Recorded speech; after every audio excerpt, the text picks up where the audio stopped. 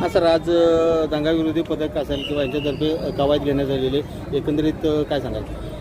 या गणेश उत्सवाच्या अनुषंगाने येणाऱ्या गणेश उत्सवाच्या म्हणजे चालू असलेला गणेश उत्सव आणि विसर्जन मिरवणूक या अनुषंगाने DG ऑफिसकडनं SRPF आलेलं आहे. तसंच आमचे स्वतःचे RCB प्लॅटून आहेत आणि या सगळ्यांचा एक प्रॅक्टिस सराव रंगीत तालीम म्हणून दंगा काबू योजनेची आज प्रॅक्टिस घेण्यात येते आणि त्याच्यानंतरच मग शहरातनं जो विसर्जन मार्ग आहे त्याच्यावरनं आम्ही रूट मार्च घेऊ.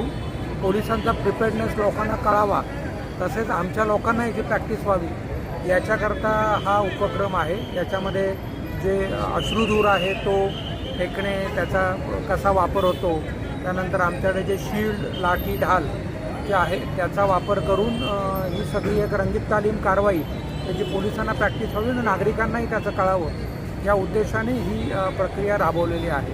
सातारा शहराच्या मध्यभागी म्हणून केले जेणेकरून लोकांना याची कल्पना आहे की अशी कारवाई होऊ शकते.